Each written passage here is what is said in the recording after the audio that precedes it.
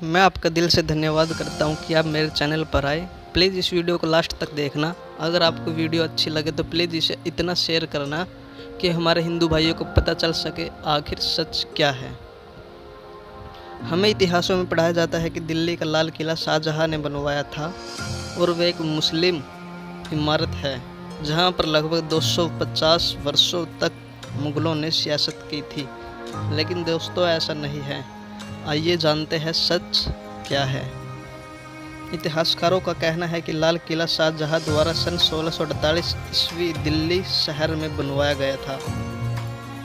लेकिन ये सब झूठ है दोस्तों, क्योंकि उस टाइम मुग़लों का शासक था तो उन्होंने अपने इतिहासकारों से कई अनगढ़ंत कहानियाँ लिखकर अपने इतिहासों में कुछ भी लिखवा दिया और अपने हिंदू शासकों के इतिहास को छुड़ाकर अपना इतिहास बना लिया।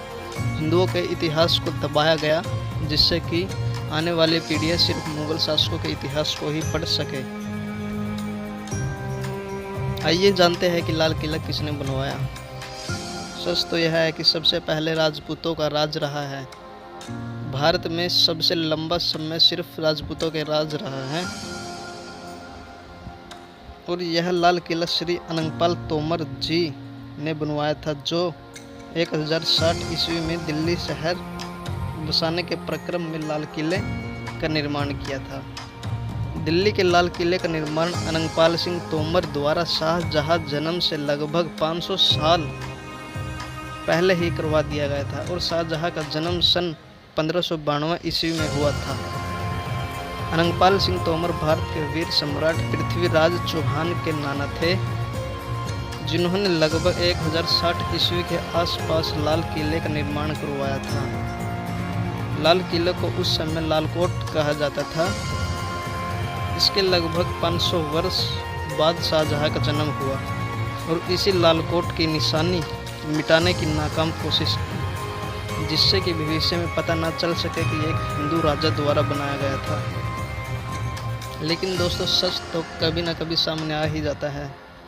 इसके कई सबूत भी हैं। यह एक हिंदू राजा ने बनवाया था। नंबर 1, मुस्लिम किताब तारिख आई फिरोज शाही के अध्याय 3 के पृष्ठ 160 पर लिखा है कि सन 1296 ईस्वी के अंत में अलाउद्दीन खिलजी अपनी सेना को लेकर दिल्ली आया था, तो उन्होंने लालकोट में कुछ दिन तक आराम किया था।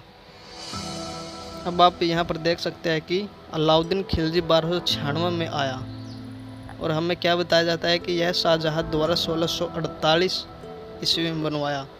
अब आप बताइए, 1296 पहले आता है या 1648? तो इससे पता चलता है कि यह शाहजहाँ के जन्म से ही पहले अनंगपाल तोमर जी द्वारा बनाया गया था, जिसे लालकोट कहा जाता था। नंबर 2, दी अकबरनामा और हिंदुओं का अग्नि पुराण, दोनों किताबों में एक बात वर्णित है कि अनंगपाल सिंह तोमर ने एक भव्य आलीशान विशाल महल बनवाया था, जो लालकोट के नाम से प्रसिद्ध है और वो लालकोट दिल्ली में था।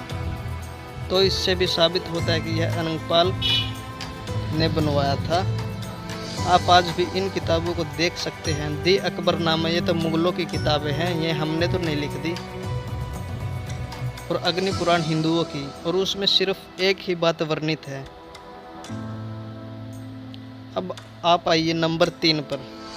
शाहजहाँ के जन्म से 250 वर्ष पहले सन 1398 ईस्वी में तैमूर लंग, जो कि एक क्रूर मुग़ल शासक था, जिसके नाम पर आज सैफ अली खान ने अपने बेटे का नाम रखा हुआ है, शर्म कर लो कम से कम। उन्होंने भी सन 1398 में दिल्ली में लालकोट के बारे में उल्लेख किया है। जी हाँ, तैमूर लंग जो एक मुग़ल शासक था, उन्होंने भी दिल्ली के एक लालकोट का उल्लेख किया है। इससे भी साबित होता है कि यह शाहजहाँ के जन्म से ही पहले बनवाया गया था। नंबर 4, लाल किले के एक खास महल में बड़ा अर्थात सूअर के समान दिखने वाले जानवर के मुंह के समान पानी के नल भी लगे हुए हैं, जो कि शाहजहाँ के इस्लाम के विरुद्ध है। ये नल हिंदुओं के प्रतीक है।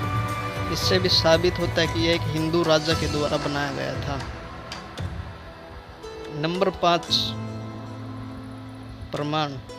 अगर आप कभी लाल किले में गए हो तो आप भी देख सकते हो कि लाल किले के एक जो दिल्ली गेट के नाम से जाना जाता है, उस द्वार पर 2 हाथियों की बड़ी प्रतिमाएं लगी हुई है, जो कि राजपूत राजाओं के हाथियों के प्रति प्रेम के लिए विख्यात है।